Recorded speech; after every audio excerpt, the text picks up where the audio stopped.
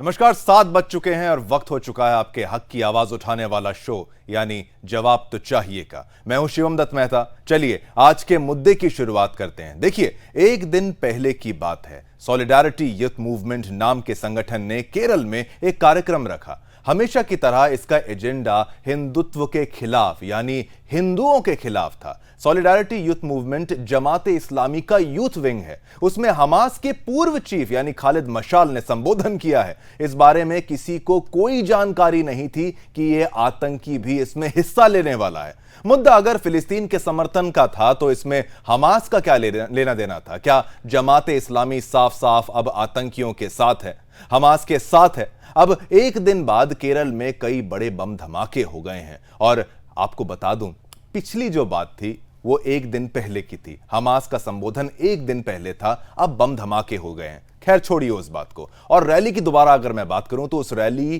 का बैनर अगर आप जानेंगे तो वो हिंदुत्व के खिलाफ कैसे था। उसमें बैनर के हिसाब से हिंदुत्व को, बुलडोजर हिंदुत्व को उखाड़ फेंकने की बात कही गई है। अब आपको याद होगा कि फिलिस्तीन के साथ एकजुटता दिखाने के लिए कोझिकोड में कांग्रेस की सहयोगी इंडियन यूनियन मुस्लिम लीग द्वारा आयोजित एक रैली में कांग्रेस वर्किंग कमेटी के सदस्य और पार्टी सांसद शशि थरूर ने हमास को आतंकवादी बता दिया था। थरूर मुख्य अतिथि थे वहां पर। राजनयिक से राजनेता बने थरूर की विद्वता को देखते हुए आईयूएमएल ने पार्टी के राज्य नेतृत्व के प्रमुख चेहरों को दरकिनार करते हुए थरूर को कार्यक्रम में मुख्य वक्ता के रूप में चुना। थरूर ने हमास और इजराइल के बीच मौजूदा युद्ध का जिक्र करते हुए कहा था, 7 अक्टूबर को आतंकवादियों ने इजराइल पर हमला किया, 1400 लोगों को मार डाला और 200 को बंधक बना लिया। उसके जवाब में इजराइल अब तक 6000 लोगों की हत्या कर चुका है। उन्होंने गाजा को भोजन, पानी और ईंधन की आपूर्ति रोक दी है। अस्पतालों में बमबारी की जाती है, आए दिन निर्दोष लोग मारे जाते हैं। लेकिन जैसे ही उन्होंने यह बयान दिया, हमास को आतंकवादी कह दिया, जो हमला था उसको आतंकी हमला कह दिया, तो वहां पर मौजूद जो आईयूएमएल के जो नेता थे, वरिष्ठ नेता विधायक डॉक्टर एम.के. मुनीर, उन्होंने थरूर पर कटाक्ष कर दिया। मुनीर ने अपने संबोधन में कहा, जब भगत सिंह और सुभाष चंद्र बोस ने देश की आजादी के लिए लड़ाई लड़ी तो इसे ब्रिटिश इतिहास में आतंकवाद और उग्रवाद के रूप में दर्ज किया गया। गाजा में स्वतंत्रता के लिए फिलिस्तीन की लड़ाई साम्राज्यवादी ताकतों की नजर में आतंकवादी कृत्य होगी। अब देखिए, भाजपा ने आरोप लगाया है कि सम्मेलन हमास समर्थक था और पूरे कार्यक्रम के दौरान राष्ट्र विरोधी नारे लगाए गए थे। देखिए, कल हमास की रैली हुई थी, उससे पहले एक और रैली ये हुई थी जिसमें फिर से जो संगठन है कई, वो हमेशा से हमास को आतंकवादी संगठन नहीं मान रहे हैं। कभी बुलाया जाता है, कभी फिलिस्तीन के बहाने हमास का समर्थन किया जा रहा है। और आज जो बड़ा बम धमाका हुआ है, 3 सीरियल ब्लास्ट हुए हैं, इससे खतरे की घंटी बज चुकी है। केरल में आखिर इस समय हो क्या रहा है? जुलाई 2020, अगर 20 जुलाई 2023 की बात करूं तो एनआईए ने केरल से जुड़े एक आईसिस मॉड्यूल का भंडाफोड़ किया था। इस मॉड्यूल का लक्ष्य देश के और केरल के धार्मिक स्थानों को निशाना बनाना था। लेकिन क्या इसकी अब शुरुआत हुई है? साथ ही केरल बम धमाके के बाद देश भर में अलर्ट भी जारी किया जा चुका है। भीड़ भाड़ वाले इलाके, धार्मिक स्थलों की सुरक्षा बढ़ाई गई है। एक बात मैं आपको यह भी बता दूं कि जमाते इस्लामी का एक संगठन जो है, ये खाली यहां पे नहीं है, बांग्लादेश में भी है और बांग्लादेश की सबसे बड़ी और सबसे संगठित इस्लामी पार्टी है। और 1971 के मुक्ति संग्राम के दौरान इसने पाकिस्तान का सहयोग दिया था, उसके साथ था। और पाकिस्तान ने क्या क्या नहीं किया, ये तो आप सभी जानते हैं। चलिए, ये पूरा मुद्दा क्या है, आज हम किस बारे में चर्चा करने वाले हैं, इस कहानी के बारे में, स्टोरी के बारे में हमारा ये रिपोर्ट देखिए। गाजा और फिलिस्तीन के समर्थन की आड़ में केरल में जिहादियों ने ऐसी कायराना हरकत की जिस पर पूरा देश थू थू कर रहा है। ऐसा लग रहा है मानो इजराइल ने गाजा पट्टी में हमास पर हमला किया हो और आग केरल में लगी हो। तभी तो इन जिहादियों ने ऐसे मीटिंग का आयोजन किया जहां हिंदुत्व को उखाड़ फेंकने तक की बात कही गई। लेकिन इन जिहादियों को ऐसा समझना चाहिए कि हिंदुत्व की जड़ पाताल लोक से भी नीचे अनंत काल तक फैली हुई है, जिसे उखाड़ना तो क्या, ऐसी सोच रखने की जुर्रत भी करना बेवकूफी वाली बात है। मोहम्मद गजनी और हुमायूं जैसे न जाने कितने आक्रांता आए और गए, परंतु भारत भूमि पर भगवा पताके की 1 इंच की भी छटनी नहीं हुई। अब ये खालिद मशेल किस खेत की मूली है? हर बार लॉ एंड ऑर्डर की बात करने वाले INDIA गठबंधन के तमाम नेता हिंदुत्व और यहूदीवाद को उखाड़ फेंकने की बात पर चुप्पी साधे हुए हैं। किधर गए पिनाराई विजयन, जो बात बात पर मौजूदा सरकार की शासन व्यवस्था को घेरते रहते हैं। आज जब केरल में जिहादी हमास के पूर्व प्रमुख खालिद मशेल का भाषण हो रहा था, तो क्या राज्य की पुलिस सो रही थी? वैसे भी ये कोई नई बात नहीं है। राज्य सरकार और पुलिस तो उस वक्त से सोती आ रही है जब से केरल ISIS का अड्डा बन चुका है। उस वक्त भी सोई हुई थी जब PFI जैसे संगठन देश में आतंकवाद जैसी गतिविधियों को बढ़ावा दे रहे थे। आज भी गाजा पट्टी समर्थन की आड़ में आतंक का नंगा नाच होता दिख रहा है। जिहादियों द्वारा ISIS और हमास का पाठ पढ़ाने के कारण ही आज सुबह केरल के चर्च में एक धमाका हुआ, जिसमें 20 से ज्यादा लोग घायल हो गए। Bureau report, Sudarshan news. तो आपने हमारी ये स्पेशल रिपोर्ट देखी। अब इसी पर चर्चा करने के लिए मेरे साथ एक्सपर्ट्स का पैनल अभी कुछ ही देर में यहां जुड़ेगा। मैं स्वागत करना चाहूंगा अपने तमाम पैनलिस्ट का। बट ये खबर किस तरीके से, ये जो हादसा हुआ है या जो कह लीजिए क्या प्लानिंग के तहत हुआ है, अचानक एक दिन पहले अगर हमास के पूर्व चीफ का एक संबोधन होता है जिसकी खबर किसी को भी नहीं थी, किसी को जानकारी नहीं थी कि वो यहां पर जुड़ने वाला है, और जिस बैनर के तले जो इनका स्लोगन था वो ये था कि जो हिंदुत्व है, बुलडोजर हिंदुत्व को उखाड़ फेंकना है, ज़ायनिज्म को उखाड़ फेंकना है। अरे आप अगर फिलिस्तीन की बात करने वाले थे तो आपने हमास के नेता को क्यों बुलाया, और इसमें हिंदुत्व कहां से आ गया? हिंदुओं ने आपका इसमें क्या कर लिया? इजराइल और गाजा युद्ध में हिंदुओं का क्या भूमिका है, क्या भूमिका निभा दी उन्होंने? इसी पर चर्चा करेंगे। मैं गेस्ट का स्वागत करना चाहूंगा आचार्य डॉक्टर विक्रमादित्य, हिंदू धर्मगुरु हैं, वो मेरे साथ जुड़ेंगे। उसके साथ ही अभय कार्की जी, डिफेंस एक्सपर्ट, वो मेरे साथ जुड़ेंगे। PK सहगल साहब, डिफेंस एक्सपर्ट, वो मेरे साथ जुड़ेंगे। हाजी नाजिम, मुस्लिम स्कॉलर हैं, वो मेरे साथ जुड़ेंगे। और ACP वेदभूषण जी, एक्स ACP वेदभूषण जी, वो भी मेरे साथ जुड़ चुके हैं। आप सभी का बहुत बहुत स्वागत है। सबसे पहला प्रश्न में, क्योंकि ये एक तरीके से धार्मिक मंच का इस्तेमाल अगर करना था, फिलिस्तीन की बात करनी थी तो बिल्कुल कर सकते थे। हाजी नाजिम जी, देखिए किस तरीके से धर्म का इस्तेमाल अगर करना था तो उसको अच्छे के लिए करते। यहां पर हमास को अनुमति कैसे दे दी गई वहां पर संबोधन करने की? किस लिए हमास के एक पूर्व चीफ को वहां पर बुला लिया गया? क्या कहेंगे आप? आपकी राय क्या है इसमें? जांच का विषय है, इसमें जांच होनी चाहिए कि भारत के अंदर इस तरीके का जो एक माहौल बनाया गया वो कैसे बनाया गया। तो उसके लिए पहले जांच होना जरूरी है, और जांच से ही पता चल पाएगा कि हमास का जो बंदा है वो कैसे जुड़ा भारत के, और उसने कैसे संबोधित करा। तो सर जांच का विषय है। और रही बात ये, जिस तरीके से अभी ये कहा कि हिंदू भाइयों के बारे में, तो मैं ये कहना चाहता हूँ किसी भी देश की इतनी हिम्मत नहीं है जो मेरे भारत के हिंदू भाई की तरफ आंख उठाकर भी देख ले। तो भारत का मुसलमान अपने हिंदू भाइयों के साथ खड़ा हुआ है सर, इसलिए कोई घबराने की बात नहीं है। हाजी नाजिम जी, ये आप कह रहे हैं बिल्कुल किसी भी देश की हिम्मत तो नहीं है, पर वो दिक्कत तो ये है जो देश में बैठे कुछ ऐसे गद्दार हैं कि आपको ऑर्गेनाइज करनी थी रैली, आप ऑर्गेनाइज करते, आपको बात करनी थी फिलिस्तीन की, आप फिलिस्तीन की बात करते, रैली चलाई जाती है बुलडोजर हिंदुत्व को उखाड़ फेंकेंगे। अरे भाई, वहां पर हिंदुत्व कहां से आ गया था? ये तो गलत था ना। हमास का चीफ वहां पर आके अगर हमें हिंदुत्व की बात सिखाएगा और ऐसी ऐसी बातें करेगा, रैली में अगर एंटी हिंदू जो नारे लगाए जाएंगे तो कहां तक सही है, कब तक बर्दाश्त किया जाएगा? वहां की पुलिस क्या कर रही थी, वहां का प्रशासन क्या कर रहा था? ये सब कुछ केरला में दिन ब दिन बढ़ता जा रहा है। इसीलिए हाजी साहब, ये कैसे कहेंगे एंटी हिंदुत्व का नारा कैसे जायज था वहां पे? हाँ देखिए सर, मैं वही चीज कहना चाहता हूँ कि जिस तरीके से ये देश का माहौल खराब करने वाली जो बात रखी जा रही है ये गलत है। इस पे हमारी जो जांच एजेंसियां उनको बिल्कुल देखना चाहिए, और वहां प्रशासन को अलर्ट रहना चाहिए कि इस तरीके का रैली के अंदर ये संबोधित हुआ कैसे, जो संबोधन किया गया, और किसने इसको परमिशन दी। तो सर ये जांच का विषय है। लेकिन मैं बार बार ये कहता हूँ कि जो एंटिक नारे जो लगाए जाते हैं ये गलत लगाए जाते हैं, क्योंकि ये भारत हम सबका है, ये हिंदू का भी है, मुस्लिम का भी है, सिख का भी है, ईसाई का भी है, ये सभी का। लेकिन जब इनमें अगर इस तरीके के धार्मिक नारे या उत्पाद वाली चीजें होती हैं तो उसके ऊपर कार्रवाई होनी चाहिए। देखिए सर, क्योंकि ये भारत हम सबका है। इस पे अगर बात हमास की आती है तो मैं बार बार ये कहता हूं कि इस पे जांच होनी चाहिए कि हमास के ने कैसे संबोधन कर दिया, तो जांच होनी चाहिए सर। ठीक है हाजी नाजिम जी, बट आप ये मानते हैं ना हमास एक गलत ऑर्गेनाइजेशन है, एक आतंकी ऑर्गेनाइजेशन है? बाकी सब पे आऊंगा मैं हाजी नाजिम जी, ताकि शुरुआत विषय की सही रहे।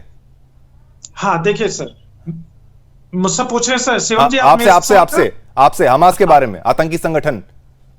देखिए शिवम जी, सबसे पहले मैं ये कहना चाहता हूं कि हमारी भारत के एजेंसी ने किसी ने भी अभी उसको आतंकवादी संगठन घोषित नहीं करा। ठीक है। इजराइल और हमास के बीच, हाँ, इजराइल और हमास के बीच में लड़ाई चल रही है, वो एक भारत उनका मसला है। लेकिन भारत का जो मसला है, भारत का मसला सिर्फ ये है कि भारत अमन में सुकून चाहता है, देश के अंदर हमेशा शांति बनी रहे। तो भारत का तो ये है स्टैंड। हाजी नाजिम जी, क्या आप सरकार से अपील करेंगे कि उसको आतंकी संगठन की श्रेणी में डाल दिया जाए, क्योंकि हमास से कोई डायरेक्ट नाता, कोई ऐसा कोई हमला वहां से भारत के खिलाफ नहीं हो सकता, इसलिए उसको उस लिस्ट में भी डालने की जरूरत नहीं आ पड़ी थी। लेकिन आप क्या अनुरोध करेंगे अब, क्योंकि इस तरीके की रैलियां अगर ऑर्गेनाइज की जाती हैं, उसमें हमास का कोई व्यक्ति अगर आता है और अगले दिन ब्लास्ट हो जाता है, क्या अब आप सरकार से अनुरोध करेंगे ऐसा कुछ करना चाहिए मुसलमानों की तरफ से? सर हाँ शिवम जी, देखिए मैं तो पूरे भारत सरकार से ये कहना चाहूंगा, जो मानवता को नुकसान पहुंचाए, चाहे वो कोई भी ऑर्गेनाइज हो, कोई भी हो, चाहे वो मॉब लिंचिंग हो, मुस्लिम की मॉब लिंचिंग भी अगर होती है, अगर कोई करता है तो सर सुनना मेरी बात, अगर मुस्लिम मॉब लिंचिंग भी होती है तो उसको भी आतंकवादी संगठन की एक लिस्ट में डालना चाहिए, चाहे वो किसी भी समुदाय से आता हो। आप जो मुद्दा हमास का था उसको आप मॉब लिंचिंग पर ले आए। पूर्व एसीपी साहब वेद भूषण साहब, मैं आप पे आना चाहूंगा। वेद भूषण जी, केरला की जो कहानी है दिन ब दिन उसमें कुछ नया आ रहा है, हर बार कुछ नया आ रहा है। अब लगातार उसमें कभी आईयूएमएल की तरफ से अगर कोई रैली की जाए, वहां पर ऐसे कुछ नारे लगाए जाएं, अब उसके बाद हमास का कोई व्यक्ति आए, पूर्व चीफ वहां पर आ जाए, एंटी हिंदुत्व की बातें वहां पर कर ली जाए, फिलिस्तीन की बात अगर करनी थी तो हमास का नेता क्यों? क्या कुछ बड़ा होने वाला है केरल में? एक ब्लास्ट तो आज हमने देख लिया, कोई तार जुड़ते हुए आप देख रहे हैं क्या एसीपी साहब? जब से इंसिडेंट शुरू हुआ है, इजराइल के ऊपर अटैक किया है हमास द्वारा, तब से बहुत बड़ा वर्ग हिंदुस्तान में हमास के लिए उठ खड़ा हुआ है। उनको बड़ा दर्द है कि हमास जैसा संगठन है, वो उग्रवादी संगठन है, टेररिस्ट संगठन है, उसके फेवर में आपने दिल्ली में देखा जंतर मंतर प्रदर्शन हुआ, अलीगढ़ मुस्लिम यूनिवर्सिटी में हुआ, जेएनयू में हुआ, पूरे हिंदुस्तान के अंदर जिस तरह से हमास के प्रति हमदर्दी और इजराइल के प्रति जो जहर है, एक बहुत बड़ा वर्ग है जो इस तरह की मानसिक विचारधारा रखता है। परंतु चूंकि जैसा अभी हाजी नजीब ने कहा, क्योंकि अभी हमारे देश ने उसको एक टेररिस्ट आउटफिट डिक्लेयर नहीं किया है, तो कल जो खालिद मशेल ने जो एक वहां पर एक ऑनलाइन एक कॉन्फ्रेंस की थी, उस पर जरूर सरकार की निगाह होनी चाहिए थी। परंतु चूंकि वहां एक कम्युनिस्ट कंट्री है और उनका झुकाव हमेशा दूसरी तरफ रहा है, पर चूंकि वहां पर बड़ी तादाद में जहां पर ये कन्वेंशन हो रही थी, उसके आसपास यहूदी समुदाय, क्रिश्चियन समुदाय रहता है, तो ये एक तरह से एंट्री की कोशिश की गई है कि भारत में किस तरह से तो आप एक तरीके से कह रहे हैं कि यहूदी समुदाय भी अगर पास रहता है तो ये डायरेक्ट लिंक वहां से जुड़ सकता है क्या इसमें हमास का रोल आप कह रहे हैं? बिल्कुल जुड़ गया है, बिल्कुल साफ दिखाई दे रहा है। इसके लिए एक आदमी डिटेन भी हो गया, उसकी इंट्रोगेशन तमाम की जाएंगी। अच्छा। इसमें कोई बहुत बड़ा ऐसा कोई साइंस की चीज नहीं बता रहा हूं कि इसमें बहुत भारी गुणा भाग लगाना होगा, क्योंकि गाजा में हमास की हालत बहुत खराब हो रही है। जिन कंट्रीज में उनको समर्थन मिल रहा है वो उन देशों से कॉन्टेक्ट कर रहे हैं, जैसा खालिद मशेल ने इंडिया के साथ कॉन्टेक्ट करने की कोशिश की, क्योंकि वहां पर हमास बहुत बुरी तरह पिट रहा है, पैलेस्टीन की बहुत बुरी तरह हार हो रही है, तो हिंदुस्तान में वो अपनी जड़ें ढूंढ रहा है। तो भारत में जो फिलिस्तीन की जड़ें हैं, चूंकि यहाँ बहुत सारे ऐसा वर्ग मौजूद है जो उनको मदद कर सकता है, उनको समर्थन दे सकता है, उसी क्रम में इसको देखा जाना चाहिए। तो आप कह रहे हैं बिल्कुल यहाँ पर तार कोई ऐसा कोई रॉकेट साइंस नहीं है, बिल्कुल तार आराम से यहाँ पर जुड़ रहे हैं और समझ में भी साफ दिख रहा है कि इसका कल खालिद मशेल वहां पर भाषण करते हैं, अरबी में उनका भाषण होता है, तमाम जो यंगस्टर्स हैं, आप देखें कि उसमें यंगस्टर्स हैं जो उसके व्यूअर्स हैं, अभी तमाम इन्वेस्टिगेशन होगी। अब चूंकि केरल पुलिस के पास नहीं है इन्वेस्टिगेशन, नेशनल इन्वेस्टिगेटिंग एजेंसीज के पास है, वो तमाम दूध का दूध क्लियर हो जाए, क्योंकि केरल गवर्नमेंट का कहीं ना कहीं झुकाव शुरू में भी कम्युनिस्ट कंट्री होने के नाते दूसरी तरफ रहा है, परंतु चूंकि अब सेंट्रल एजेंसीज बीच में आ गई है, इन्वेस्टिगेशन की शुरुआत हो गई है और बहुत सारे एविडेंसेस इस तरह के मिलने शुरू हो गए, तमाम मीडिया दिखा रही है जिस तरह से एक्सप्लोसिव वहां पर किए गए। एक्सप्लोसिव एक दिन में तो बन नहीं जाता शुभम जी, कि रात को आप मशेल की मीटिंग हो रही है, अगले दिन आप ब्लास्ट सीरियल ब्लास्ट हो जाए, तो इसकी तैयारियां वहां पर बहुत दिन से हो रही थी। खालिद मशेल अचानक से नहीं कूद कर आगे कल के कल उन्होंने भाषण शुरू कर दिया हिंदुस्तान में आकर पूरी भूमिका आप कह रहे हैं तैयार हो रही है। और ये खाली आप ये मत सोचिए कि खाली ये मुसलमान वर्सेस हिंदू वाली कोई बात आ गई। यहाँ तो हमास वर्सेस आप क्रिश्चियनिटी कह लीजिए, यहूदी कह लीजिए। हमारे साथ हिंदू धर्मगुरु भी हैं डॉक्टर विक्रमादित्य साहब, आचार्य साहब। आप ये बताइए कि हिंदुत्व का नारा वहां पर लगाने की जरूरत क्या थी? कैसे बुलडोजर हिंदुत्व को उखाड़ फेंकेंगे? एक तो बड़ा इस देश में चला आ रहा है हिंदुत्व में कभी हिंदू के साथ हो जाते हैं, हिंदुत्व को गाली दे देते हैं। इसमें इतनी बड़ी कंफ्यूजन क्यों आती है? क्यों इतनी आसानी से हिंदुत्व को टारगेट किया जाता है और कोई बड़ा रिएक्शन, कोई एक्शन, चाहे लीगली चाहे सरकार की तरफ से, कुछ भी नहीं होता है? यहां तो हमास का नेता भी आके बैठ के भाषण देके चला गया, कुछ नहीं हुआ। आपकी क्या राय रहेगी? देखिए, सबसे पहले तो इस बात को हमें समझना पड़ेगा यहाँ बैठकर कि हिंदुत्व की बात करना, हिंदुस्तान में हिंदुत्व की बात नहीं होगी तो क्या पाकिस्तान में जाके हिंदुत्व की बात होगी? और इस बात को माननीय सर्वोच्च न्यायालय ने भी कई बार कहा है कि हिंदुस्तान में तमाम लोग पेरिफेरल में रहने वाले तमाम ही हिंदू हैं। इसमें क्या, हम धर्म की बात, अगर हमको धर्म के बारे में बात करनी होती है, हम सनातनी कहते हैं, हम सनातन राष्ट्र की बात करते हैं। हिंदुस्तान की बात की जा रही है, हिंदुत्व की बात की जा रही है, उसमें कोई परिवेश नहीं। लेकिन आज जिस बात पर डिबेट हो रही है, सबसे पहले उस पर ज्ञान करने की आवश्यकता है। अभी नाजिम जी हमारे सामने बैठे हैं, बड़ा मजाक लगा मुझे, ये कहते हैं कि हिंदुओं को डरने की जरूरत नहीं है। अरे हिंदू न डरा है न डरने वाला है। इस देश में आक्रांता है। नहीं, सुनिए, इस देश में आक्रांत, अरे सुनो, तरीके ना करें नाजिम साहब। आजी नाजिम जी उनकी बात पूरी होने दीजिए, बात पूरी हो जाए फिर आपको मौका दिया जाएगा। बोलिए। यार हम हिंदुओं को आप रक्षा करेंगे हिंदुओं की? अरे आप जो आतंकवादियों के साथ जाके खड़े हो जाते हैं, हमास को आपको आतंकवादी कहने में डर लगता है। इस नरसिंह जो इतना नरसंहार किया, वहां पर 5000 रॉकेट छोड़ दिए, गरीब बच्चों के साथ जो जितना स्त्रियों के साथ जितना बदतमीजी की गई, उसके बाद भी आपको उनको आतंकवादी कहने में शर्म आती है। यहाँ बैठ के बदतमीजी करता है, यहाँ ये बैठ के कह रहा है कि हिंदुओं को डरने की आवश्यकता नहीं। अरे हिंदुओं की रक्षा तुम नहीं करोगे, हिंदू अपने सक्षम है देश की रक्षा करने के लिए भी। और यहाँ पर जो भगत सिंह के साथ इन लोगों ने हमास को जोड़ने का प्रयास किया है, भगत सिंह ने कभी किसी व्यक्ति की हत्या नहीं करी, किसी देशवासी की हत्या नहीं करी, वो लड़ाई लड़ी थी अंग्रेजों के खिलाफ। और यहाँ बैठ के नाजिम जी अपने आप को स्वतंत्रता सेनानी की बात कर रहे हैं, हमास को स्वतंत्रता सेनानी बनाने की बात कर रहे हैं। इन आतंकवादियों को, आतंकवादियों को आप समय बिल्कुल। और वही आतंकवादियों के साथ खड़े होंगे, उनको भी उखाड़ के फेंकने की जरूरत है। चर्चा का विषय बिल्कुल। देश को, हम पूरा देश एक हो, जो आतंकवादी घटना है पूरे वही हाजी नाजिम जी से मैं बार यही तो सवाल पूछ रहा हूं कि क्या हमास को इसको आतंकी संगठन घोषित करने की सरकार की तरफ से अपील अगर मुसलमानों के द्वारा की जाए तो ज्यादा बेहतर नहीं होगा? अभी डायरेक्ट कोई खतरा समझ में नहीं आ रहा था, क्योंकि आज एक ब्लास्ट हो गया है। यहां पर पूर्व एसीपी साहब ये भी कह रहे हैं कि अब शायद इसको अलग एंगल से देखा जाएगा। पीके सहगल साहब भी हैं, वो भी मेरे साथ हैं। सहगल साहब, आप ये देखिए, एक दिन पहले बयान आता है, संबोधन होता है, अगले दिन हमला हो जाता है। उसमें जिस तरीके के नारे लगते हैं, चाहिए ठीक है आप हिंदुत्व खिलाफ आप नारेबाजी कर रहे हैं, बर्दाश्त तो कोई भी नहीं करेगा, लेकिन अगले दिन अब क्रिश्चियंस के खिलाफ अगर हमला हो जाए, यहूदी निशाने पे आ जाए, क्योंकि जो खालिद है उसने दुनिया भर से एक ग्लोबल जिहाद की अपील तो कर ही रखी थी, इजरायलियों को कहीं भी पकड़ा जाए, मारा जाए, ऐसी कोशिश तो हमास की सोच तो बिल्कुल है ना। क्या आप वही समझते हैं कि अगले दिन रिएक्शन है खुश करने के लिए हमास को? केरला के जो कुछ लोग हैं कट्टरपंथी, उन्होंने इस कार्रवाई को अंजाम दिया होगा? देखो, ये एक्शन है या रिएक्शन है या केवल कोइंसिडेंस है, ये तो कोई नहीं जानता। इसका ना तो खंडन किया है वहां के डीजीपी ने, ना एनआईए ने, ना एनएसटी। इन्वेस्टिगेशन हो रही है, जब तक इन्वेस्टिगेशन पूरी नहीं होती हमको नहीं पता कौन परपेट्रेटर्स थे, उनका मोटिवेशन क्या है। इसलिए ये समझना कि इनका मोटिवेशन हमास का कल जो लीडर ने बातचीत की वो मोटिवेशन था या वो परपेट्रेटर्स थे, मैं नहीं जानता। ISIS वाले हो सकते हैं, PFI वाले हो सकते हैं, LET वाले हो सकते हैं, JEI हो सकते हैं। कौन इसमें इन्वॉल्व था, किस हद तक उनकी मोटिवेशन थी, मैं नहीं जानता। लेकिन वास्तव में केरला जो है काफी सेंसिटिव है। वहां के बड़े सारे युवक हैं, वो आसानी से रेडिकलाइज हो जाते हैं, क्योंकि सबसे लिटरेट स्टेट है। मैं 2-3 बार गया वहां पर ये बताने के लिए कि आज के रोज में अच्छी रोजी रोटी कमाने के लिए सॉलिडिटी और स्टेबिलिटी हम कैसे इख्तियार करें। और मैंने देखा कि 98.4% वहां के लोग केवल और केवल डॉक्टर बनना चाहते थे या इंजीनियर बनना चाहते थे।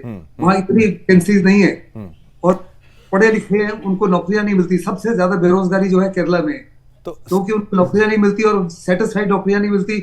तो सहगल साहब वही तो सवाल है। ठीक है, शिक्षित हैं, ये सारी दुनिया जानती है केरल के लोग सबसे ज्यादा शिक्षित होते हैं, लेकिन आतंकवाद का मार्ग अपनाना, चाहे वहां पर रोजगार हो ना हो, ये कहां तक जायज हो जाए? वो तो एक रोजगार का विषय तो बड़ा विषय है। हाँ। वो जायज नहीं है, ना ही मैं उसको जायज कह रहा हूँ, वो जायज नहीं है, बट मैंने कहा कि इसलिए ये कहना कि हमास की वजह से ये आज इंसिडेंट हुआ है, till the time the investigation is complete, मुझे नहीं लगता कि हम as panelist can come to a conclusion. It not be fair on our part. लेकिन एक्स एसीपी वेदभूषण जी तो यही कह रहे हैं कि इसमें कोई रॉकेट साइंस नहीं है, समझ में तो यही आ रहा है, तार जुड़ते हुए नजर आ रहे हैं. क्या आप उनकी बात से सहमत नहीं है? देखो, मैं बिल्कुल सहमत नहीं हूँ, क्योंकि मैं रॉकेट साइंस हो या रॉकेट साइंस ना हो, एनआईए इन्वेस्टिगेशन कर रहा है, एनएसटी इन्वेस्टिगेशन कर रहा है, वहां की स्टेट पुलिस कर रही है, एसआईटी कर रहा है. Let the investigation be completed and let they point out कि कौन पेट्रोटर्स थे, उनका मोटिव क्या था.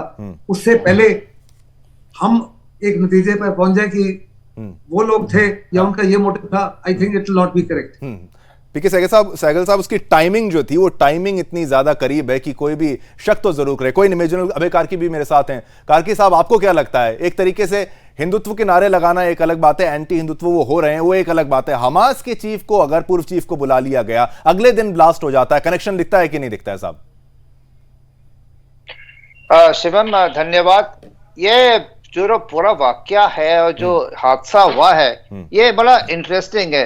केरला में वैसे ही रेडिकलाइजेशन इतना ज्यादा है, वो हमेशा इंटरनेशनल इंटेलिजेंस एजेंसीज के रडार में रहता है, क्योंकि वहां पर आईएसआईएस और बाकी मॉड्यूल्स भी बहुत हरकत में रहते हैं.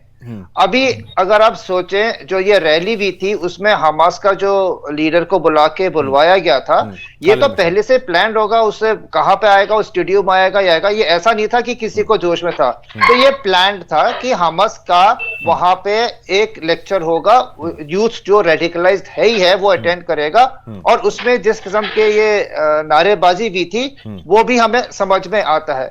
एक चीज देखने की ये कि ईरान ने कुछ दिनों पहले बोला था कि मुस्लिम world is not coming out in support of Hamas the way it should be. वो थोड़ा उसको लग रहा था कि पाकिस्तान, सीरिया, टर्की, कतार के अलावा बाकी लोग, सऊदी अरेबिया वगैरह, इजिप्ट ने मना कर दिया, जॉर्डन ने मना कर दिया, तो ये पूरी मुस्लिम वर्ल्ड तो है नहीं. तो वो जहां उसको लगता है कि सिंपैथेटिक पॉजिटिव इस्लामिक रेडिकलाइजेशन हो रखा है, वहां पे खेती करना चाह रहा है, वहां पे वो आग को भड़काना चाह रहा है. और केरला उसके लिए बहुत फर्टाइल जगह है. ये एक डायनामाइट के पाउडर की तरह है, जिसमें आप थोड़ी सी चिंगारी दो तो वो फट जाएगा. बिल्कुल. तो इसमें ये तो चीजें भी हैं. दूसरी बात ये है कि क्योंकि ये जो एक्सप्लोजन थे, ये लो इंटेंसिटी ब्लास्ट थे, ये normal fertiliser, ammonium nitrate, gunpowder के हिसाब से कोई भी लोकली बना सकता है, जो इनको लिटरेचर में पढ़ाते भी हैं, हो सकता है. ये ज्यादा सोफिस्टिकेटेड नहीं था. इसका मतलब ये है कि इसकी लॉन्ग टर्म प्लानिंग शायद नहीं रही हो,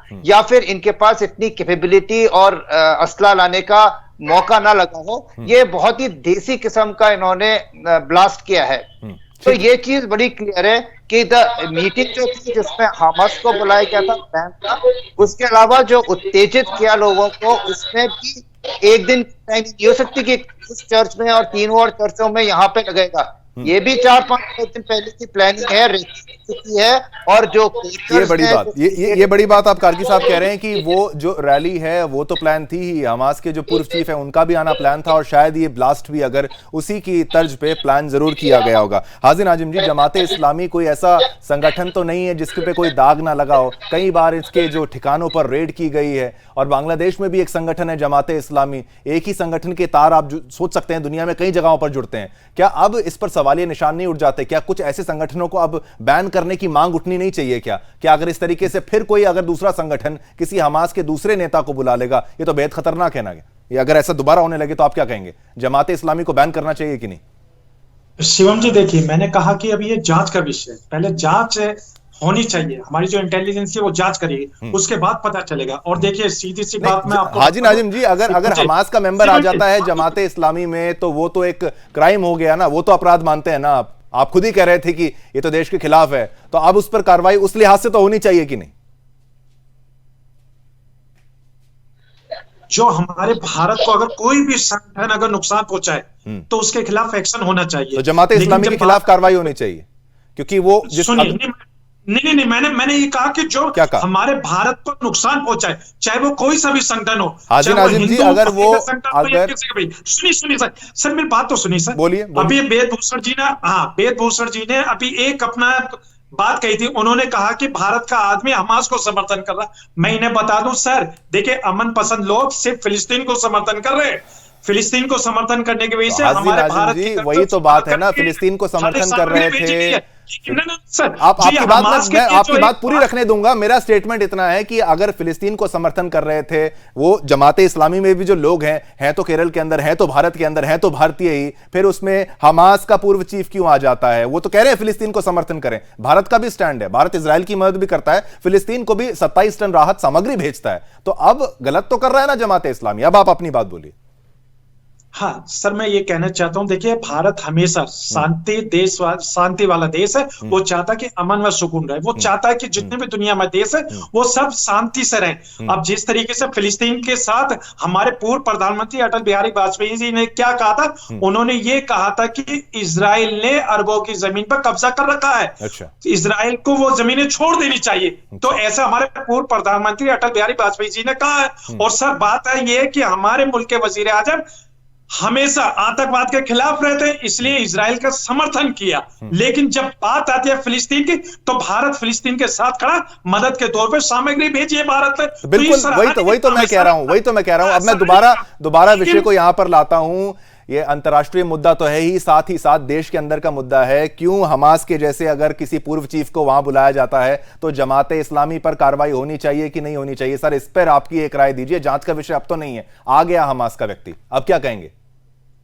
सर मैं वही बात कहना चाहता हूं कि अगर हमास का अगर कोई भी सर आप अगर पे आ जाते हैं, आप पीके सहगल साहब जमाते इस्लामी पर इस मामले में कार्रवाई होनी चाहिए कि नहीं? हमास का चीफ आना ये कानून का उल्लंघन है कि नहीं? इस पर आपकी क्या राय रहेगी? देखो, जब तक पहले कन्विक्शन नहीं हो जाता कि जमाते इस्लामी ने ही उनको इन्वाइट किया था और वो इसके पीछे इन्वॉल्व है, सर फिर आप कैसे उनको बैन कर सकते? कैसे उनके हिंदुस्तान तो बार बार कह रहा है कि पिछले 25 से 30 साल तक कि एक एक्सेप्टेबल डेफिनेशन होनी चाहिए टेररिस्ट कौन है और टेररिज्म कौन है, लेकिन दुनिया की अभी तक कोई एक्सेप्टेंस ही नहीं हुई। आप देखो, इजरायली एम्बेसडर ने 2 बार हिंदुस्तान को कहा है कि आप हमास को टेररिस्ट ऑर्गेनाइजेशन अनाउंस कीजिए, लेकिन हिंदुस्तान ने अभी तक किया नहीं। ठीक है, टेररिज्म की definition good terrorism, bad terrorism से भी कंफ्यूजन हम नहीं रखते। हम कहते हैं टेररिज्म इज टेररिज्म। वेद भूषण जी, एक कंफ्यूजन यहां पर यह आ रहा है कि देखिए भारत की तरफ से इसको आतंकवादी संगठन नहीं घोषित किया गया है। यही हाजी जी भी यही कह रहे हैं कि अगर जो भी भारत के विरुद्ध है उसके खिलाफ कार्रवाई होनी चाहिए। लेकिन आप क्या मानते हैं कि जमाते इस्लामी अगर किसी हमास के लीडर को बुलाता है, पीके सहगल साहब कह रहे हैं कि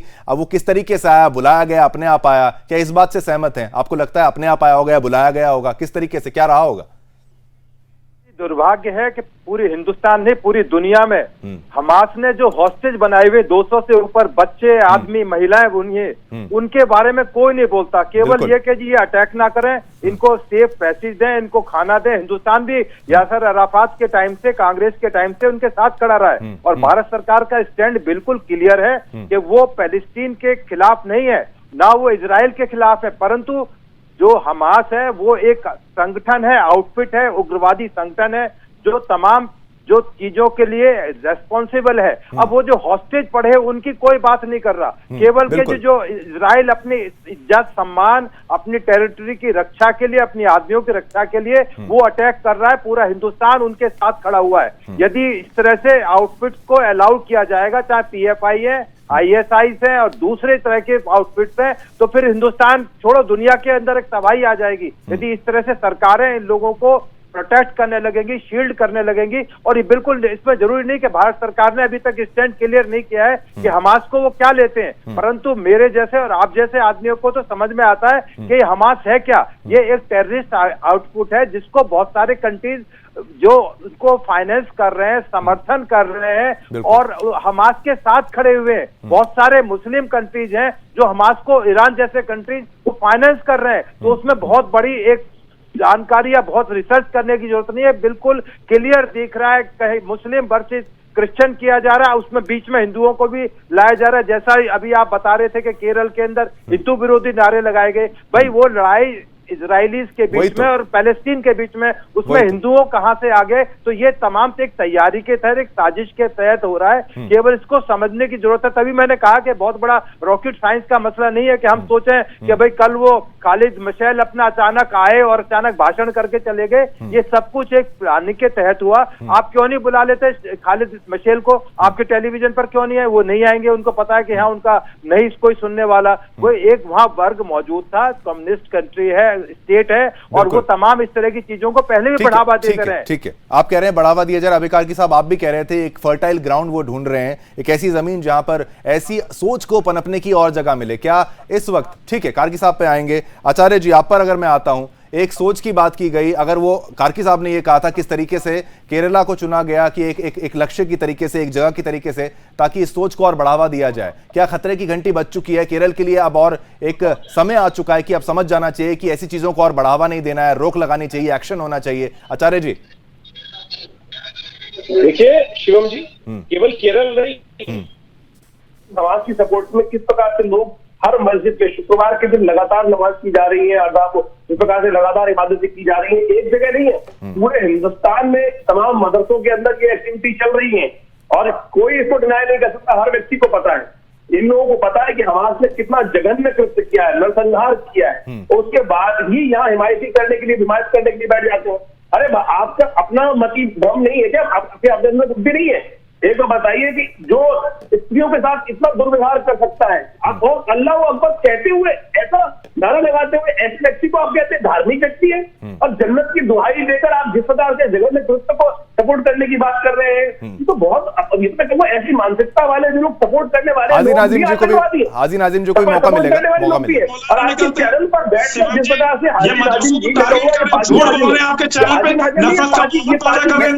नफरत की बात नहीं है, कोई काम नहीं है। ऐसे लोगों को, पार्टियों को,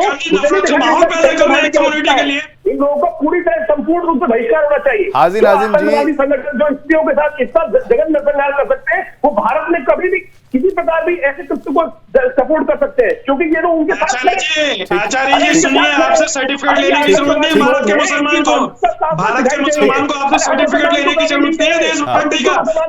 कोई किसी को गाली नहीं दे रहा। हाजी नाजिम जी, कोई किसी को गाली नहीं दे रहा, कोई किसी को गाली नहीं दे रहा, ऐसे गाली का कोई विषय नहीं है। बिल्कुल बिल्कुल, आचार्य जी आपकी बात रख दी। हाजी नाजिम जी, जो मुख्य बात यही कही जा रही है कि इजराइल के साथ जो हुआ उसके बारे में कोई कुछ नहीं बोलता है।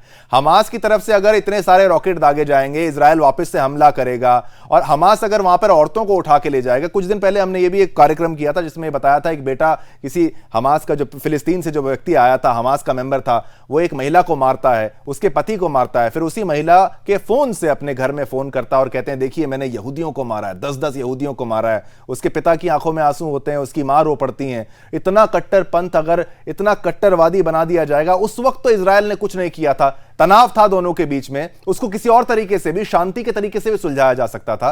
अब एक ऐसी स्थिति पैदा कर दी है उसने तमाम इस्लामिक देशों के मन में, उनके दिमाग में, कि ये लड़ाई जो है वो धर्म की लड़ाई है। इसीलिए कुछ लोग ऐसे हैं, आप माने या ना माने, फिलिस्तीन का साथ देने के चक्कर में वो सोचते हैं हमास लड़ रहा है तो हम हमास के भी साथ हैं। इसके बारे में क्या कहेंगे? कहीं फिलिस्तीन के समर्थन में कुछ मुस्लिम हमास का समर्थन तो नहीं कर रहे हैं, गलती तो नहीं कर रहे हैं, इसके बारे में क्या कहेंगे? देखिए शिवम जी, मैं आपको बताता हूं पूरा। अभी आपने इजराइल के बारे में बताया कि इजराइल के ऊपर हमास ने अटैक करा, तो मैं आपको बता देता हूं कि रमजान के पवित्र महीने के अंदर इजराइल के जो आर्मी है मस्जिदों में जाकर घुस जाती है, नमाज पढ़ते को मारती है, खींचती है, पीटती है बच्चों को। अल-अक्सा मस्जिद की बात कर रहे हैं, अल-अक्सा मस्जिद की बात कर रहे हैं। हाँ सर, मैं आज आप बोलिए फिर मैं बोलिए। हाँ सर, अक्सा मस्जिद की बात कर रहा हूँ सर। मैं ये कह रहा हूँ कि छोटे बच्चों को मैं बताऊंगा। अरे आचार्य जी बात तो सुन लीजिए। हाजी नाजिम जी, ठीक है आचार्य जी, बिल्कुल सही। हाजी नाजिम जी उस दिन नहीं, मानवता के साथ रहिए, इजराइल को ठीक है आचार्य जी, बिल्कुल आपकी बात रखी जाएगी, आपकी बात रखी जाएगी। हाजी नाजिम जी, ठीक है आचार्य जी, आपकी बात सुन ली गई, आपकी बात सुन ली गई। हाजी नाजिम जी, बिल्कुल आचार्य जी, आपकी बात रख ली गई, आपकी बात समझ ली गई है, ठीक है। हाजी नाजिम जी, उस मस्जिद में, आचार्य जी, उस मस्जिद में जो हमला किया गया था, जिसका आरोप लगाया जाता है इजरायली डिफेंस फोर्सेज, उस पूरे जो इलाका है, जो पूरा एरिया है, अबे कार्की जी ज्यादा बेहतर बताएंगे उस बारे में। सुरक्षा किसके हाथ में है? क्या इजराइल के पास सुरक्षा नहीं है? अगर कुछ लोग, कुछ व्यक्ति, अगर कुछ प्रदर्शनकारी मस्जिद के अंदर घुस जाएंगे, उनको बाहर निकालने की कोशिश की जाएगी, और तमाम आरोप ये है कि मस्जिद की आड़ में कुछ हथियार लेके वो अंदर घुसे थे, जिसके चलते वो कार्रवाई की गई। अब उसका रिएक्शन क्या? 5000 से 7000 मिसाइल मारेंगे, महिलाओं का अपहरण करेंगे, किडनैप करेंगे, 200 लोगों को रेप करेंगे, क्या क्या नहीं करेंगे, उस तरीके से। हमास तो आतंकवादी संगठन तो कुछ भी कर रहा था ना साहब, क्या उसके रिएक्शन को आप सही बता रहे हैं फिर? शिवम जी देखिए, अब मैं आपको एक बात बता देता हूं कि मैंने कहा कि रमजान के पवित्र महीने के अंदर इजराइल की सेना मस्जिद अक्सा के अंदर जाकर नमाजियों के साथ गलत इजराइल क्यों घुसता साहब? इजराइल क्यों घुसता? उसको क्या परेशानी थी? कोई कारण था तभी गया ना अंदर? प्रदर्शनकारी गए थे। आप इस बात को मानते हैं कि नहीं मानते हैं? सर, अक्सर इजराइल हमेशा फिलिस्तीन के अंदर इसी तरीके की हरकत करता रहता है, महिलाओं के साथ बदसलूकी करता है। और जब अरे महिलाओं के साथ बदसलूकी तो ये फिर आप हमास क्या कर रहा है? हमास तो उठा के लेके जा रहा है सर, उसकी वीडियोस वायरल हो रही हैं, महिलाओं को मार के उसके फोन से फोन करता है। वीडियो वायरल की बात करते शिवम जी देखिए, अगर आप वीडियो वायरल की बातें करते हैं तो मैं ये कहता हूं कि महिलाओं का सम्मान करना चाहिए। महिलाओं के साथ अगर इस तरीके का कृत्य करा जाता है तो उसको बख्शना नहीं चाहिए, चाहे मणिपुर की घटना हो या चाहे। कहां मणिपुर आ गया? कहां मणिपुर आ गया? हाजी नाजिम जी, कहां मणिपुर आ गया? बिल्कुल नहीं, बिल्कुल नहीं। कहां से क्या, किस चीज को कहां से जोड़ रहे हैं? मणिपुर का विषय फिर रखेंगे, मणिपुर का विषय फिर रखेंगे, उसमें आप फिर आइए। अबे कार्की जी, अगर अबे कार्की जी मेरे साथ हैं, क्या अबे कार्की मेरे साथ हैं? अगर अबे कार्की मेरे साथ है? नहीं, ठीक है, ठीक है, ठीक है। पूरे देश में, पूरे विश्व में पता है तुम लोगों ने कितना स्त्रियों का सम्मान किया है। ठीक है। पीके सहगल साहब ये कह रहे हैं कि पीके सहगल साहब ये यहाँ पर ये कहा जा रहा है कि एक रिएक्शन के तौर पर इजराइल जुर्म करता जा रहा है, इजराइल जुर्म करता जा रहा है फिलिस्तीन के खिलाफ, इसी का रिएक्शन के तौर पर ये सब कुछ जो हो रहा है। आपको भी क्या ये लगता है कि खाली उसी का रिएक्शन था, या फिर इसके पीछे कुछ और डिप्लोमेसी भी है, कूटनीति भी है? कोई नहीं चाहता कि वहां पर शांति हो जाए, शांति हो जाएगी तो किसी को नुकसान हो जाएगा। पीके सहगल साहब देखो, जो 7 अक्टूबर को हमास ने किया वो तो कंप्लीटली निंदनीय था। केवल पूरी कंडेमनेशन थ्रू द वर्ल्ड हुई है, एंड मैं भी उसको हर प्रकार से कंडेम करता हूं। जो उन्होंने बर्बरता दिखाई वो कोई एक्सेप्ट नहीं कर सकता। ये 7 बातें, उन्होंने महिलाओं को कत्ल किया, बूढ़ों को कत्ल किया, यहाँ तक के बच्चों को कत्ल किया, यहाँ तक कि जो गर्भ में थे बच्चे उनको भी कत्ल किया। ये कंप्लीट बर्बरता से कोई भी इसको एक्सेप्ट नहीं करता। लेकिन जो जवाबी कार्रवाई इजराइल कर रहा है वो सारी हदों को पार कर गया है। इस समय जिस माफी ने उसकी गाजा की घेराबंदी की हुई है, वहां के 2.3 मिलियन लोग जो है वो किस्म से मर रहे हैं। उनका पानी बंद कर दिया, उनका खाना बंद कर दिया, उनकी दवाइयां बंद कर दी है, उनके हॉस्पिटल को बर्बाद किया जा रहा है, ठीक है, मॉस्क को बर्बाद किया, चर्चेज को बर्बाद किया जा रहा है, स्कूलों को बर्बाद किया जा रहा है, और कहा जा रहा है कि 1.1 मिलियन लोग जो है नॉर्थ से साउथ में चले जाए। Is it a possibility? It is दुनिया का सबसे ज्यादा डेंसली पॉपुलेटेड एरिया है और साउथ में भी हमले हो रहे हैं। सहगल साहब, तो क्या किया जाए, क्या किया जाए? इजराइल को क्या करना चाहिए था? 5000-7000 मिसाइल खा के वो बैठ जाता और कोई रिएक्शन ना देता। गलती गाजा की नहीं, गाजा में बैठे हमास की गलती मानेंगे या फिर खाली इजराइल की मानेंगे जो रिएक्शन आया है? अगर ऐसे ही कुछ पाकिस्तान भारत के साथ करे। इनिशियली जबरदस्त गलती हमास की थी, लेकिन जो रिएक्शन है वो रिएक्शन जो है एक्सेप्टेबल लिमिट्स को क्रॉस कर चुका है, एक्सेप्टेबल लिमिट को क्रॉस कर चुका है।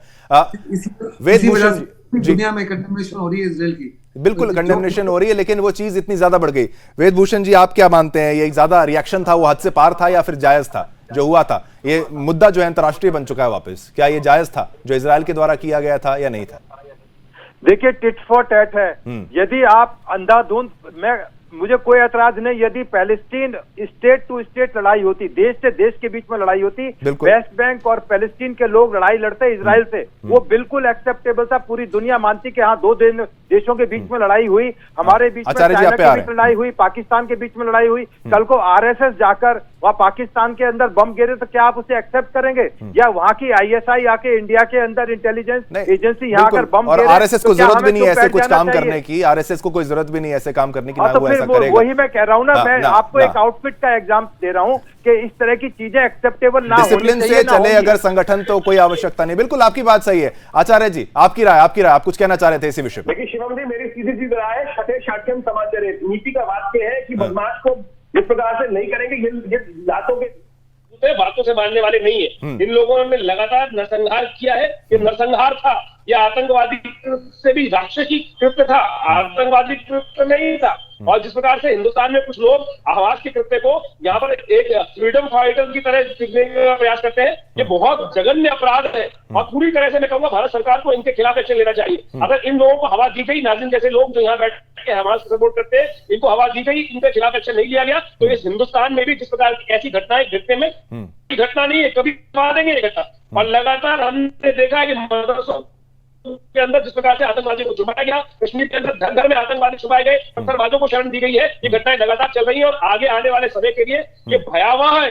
और तुरंत सरकार को, एनआईए को इसके ऊपर कार्रवाई करनी चाहिए। इस वक्त उन लोगों को आइडेंटिफाई करना चाहिए जो हमास के साथ में खड़े हो रहे हैं। इस प्रकार की इस्लामिक ऑर्गेनाइजेशन जो है, हाजी आप पे आएंगे, हाजी जी आप पे आएंगे, लेक्चर ऑर्गेनाइज करती है, इन सबका एक डोजर बनाना चाहिए। ठीक है, ठीक है, क्या बोलना चाहते हैं नाज़िम जी, क्या बोलना चाहते हैं? आपने एक विषय वापस ये उठा दिया कि मस्जिद पर हमला किया गया था, मस्जिद के अंदर वो घुसे थे, उसका कारण भी आपको बता दिया गया, फिर आप कह रहे हैं कि एक रिएक्शन अगर आया वो भी गलत है, वो भी सही है, तो क्या स्टैंड है आपका, क्या स्टैंड है? शिवम जी देखिए, जिस तरीके से भी पीके सहगल जी ने बात कही है, मैं इनकी बात का समर्थन करता हूं, क्योंकि इन्होंने कहा कि इजराइल ने कुछ ज्यादा ही कर दिया। सर, हमास से लड़ाई है, उसकी हमास से करे, लेकिन वो छोटे पीके सहगल साहब की तो व्यक्तिगत राय है कि उसने ज्यादा ही कर दिया, वो कह रहे हैं कि ज्यादा कर दिया, लेकिन क्या सभी सहमत हो जाएंगे? इजराइल क्या चुपचाप बैठा रहेगा? आप कहेंगे ज्यादा ही कर दिया, ये तो गलती भी तो हमास ने कुछ ज्यादा ही कर दी थी, क्यों ज्यादा नहीं कर दी थी? फेंस तोड़ के वो भी तो, मेरी बात तो सुनिए, आप बोलिए ना, मैं वही तो कह रहा हूं कि आप कह रहे हैं ज्यादा ही कर दिया, ज्यादा कम क्या होता है? गलती का तो रिएक्शन खतरनाक आना ही था। हमास को ये पूरा पता था, हमास को सब पता था ऐसा होने वाला है। सुनेंगे तभी तो मैं जवाब दूंगा। आप बोलिए, आप बोलिए, आप बोलिए। मैं ये कहता हूँ कि इजराइल की हमास से दुश्मनी है, हमास ने उस पर अटैक करा, लेकिन ये बताइए छोटे छोटे बच्चों पे इजराइल जो बमबारी कर रहा है, मस्जिदों पे कर रहा, अस्पतालों पे कर रहा, तो ये सब क्या है सर? नरसंहार तो कर रहा है। हाजी नाज़िम जी, जब मस्जिदों के नीचे, जब मस्जिदों के नीचे, हॉस्पिटल के नीचे कमांड सेंटर, अभी एक और बताया, एक अल शिफा अस्पताल है, कोई एक अस्पताल की और बात की गई है, बता दिया है पहले इजराइल ने कि दोबारा अगर कोई मिसाइल इधर उधर से आ गई, गिर गई, हमला हो गया, फिर आप फिर कहेंगे वहां बच्चे मर गए, ये लोग मर गए। तो हमास तो इस्तेमाल कर रहा है ना तमाम। मैं बच्चों को वीडियो फुटेज तो देखिए सर आप। नहीं, तो किसकी बात माने? वो यही तो बताया जा रहा है, अंडरग्राउंड टनल है, अंडरग्राउंड टनल है कि नहीं वहां पे? कार्की साहब हमारे पास है कि नहीं? कार्की साहब हमारे पास है कि नहीं? कार्की साहब आप ये बताइए, ये कह रहे हैं कि तमाम बच्चों को मारा जा रहा है, मस्जिदों पर हमला हो रहा है, जो अस्पतालों पे हमला हो रहा है, करे तो करे क्या है इजराइल? अब फिर वहां पर हमला हो जाएगा, फिर सारी दुनिया कहेंगी कि भाई ये इजराइल ज्यादा कर देता है, कुछ ज्यादा ही हो गया। ये क्या स्टेटमेंट रहेगी सर? शिवम, इसमें दो तीन बातें। आज अभी इजराइल ने वीडियोस रिलीज किए हैं उस अटैक के, कुछ कैमरा रिकॉर्डिंग्स हैं, जो छोटे छोटे बच्चों के सर कटे हुए हैं, औरतों का बलात्कार करके जला दिया गया, उनकी बॉडी से धुआं निकल रहा है। ये हिला देने वाली बात है। और ये सब कुछ करके कोई एक उनमें से आदमी अपने घर वालों को बताता है और वो बोलते हैं बहुत बढ़िया। और उसके बाद 200-400 बंधक को उठा के बुढ़े को ले जाके वो वहां पे मकसद ऐसे जघन्य अपराध को टीवी पे डाल के बिल्कुल कोशिश की। हॉस्टेज ले जाने की सिचुएशन, कौन हॉस्टेज? एक टेररिस्ट आउटफिट ले आता है। तो इतना बड़ा पूरी को दिखाया कि मैं बिल्कुल हर तरफ से जो है, दोनों तरफ से हाँ तस्वीरें ऐसी आ रही हैं, दावे आ रहे हैं, और बिल्कुल ये जो विषय है ये कब खत्म होगा ये जानने वाली बात है। लेकिन जी, इजराइल में इतना छोटा पॉपुलेशन है, मेरी बेटी एक इजरायली कंपनी में काम करती है, क्योंकि हमारे ऑफिस में हर एक आदमी का कोई ना कोई स्टार या तो मारा गया था या फिर उनकी बंधक है। हाँ, लोग कर रहे हैं पर ऑफिस आ रहे हैं। पूरे देश इतना छोटा है। अब वो जाके अगर जो गाजा से अगर आतंक आया था तो जड़ गाजा थी, अगर हम उरी अटैक के बाद ही अटैक करते थे, अड्डे हैं, तो इजराइल कहां अटैक करेगा? वो जाके क्या जॉर्डन में अटैक करेगा या गाजा में अटैक करेगा? उसने वेस्ट बैंक, उसने हिजबुल्लाह के ठिकानों पे नहीं किया, उसने हमास के ठिकानों पे हमास के ठिकाने कहाँ पे हैं? स्कूल गाजा, के नीचे, गाजा में सुरंग के नीचे। बिल्कुल बिल्कुल कार्की साहब, जहां से रॉकेट आया, जहां से हमला हुआ, वहीं पर उसने वापस जवाबी कार्रवाई की है। लेकिन एक विचित्र विषय ये हो गया कि भाई थोड़ा ज्यादा कर दिया, ये बार बार कहा जा रहा है। लेकिन अब देश का, अगर मैं देश की बात करूं तो किस तरीके से जो रैली रखी गई, जो कार्यक्रम रखा गया, वहां पर हमास के नेता को बुलाया जाना, यह बेहद ही खतरनाक है। अगले दिन ही अगर एक ब्लास्ट हो जाए तो यह तो और शक की घड़ी, यहां पर शक की जो सुई है जो सीधा वहीं पर जाती है कि किस तरीके से कहीं हमास से कनेक्शन तो नहीं है ब्लास्ट का। आप सभी का बहुत बहुत धन्यवाद मैं करना चाहूंगा, आचार्य विक्रमादित्य जी का, अभय कार्की साहब का, पीके सहगल साहब का, हाजी नाजिम जी का और वेद भूषण जी साहब का, आप सभी का बहुत बहुत धन्यवाद। तो ये विषय समझने वाली बात है कि केरल में अगर हमास का संबोधन होता है, अगले दिन चर्च में धमाका हो जाता है, तो कहीं ये तार जुड़े तो नहीं है, क्योंकि कहीं ना कहीं शक तो हो रहा है। अगले दिन फिर एक नए विषय के साथ मैं शिवम दत्त मेहता आपके सामने आऊंगा और कल फिर से बात करेंगे जवाब तो चाहिए में। तब तक के लिए मुझे आज्ञा दीजिए। जय हिंद।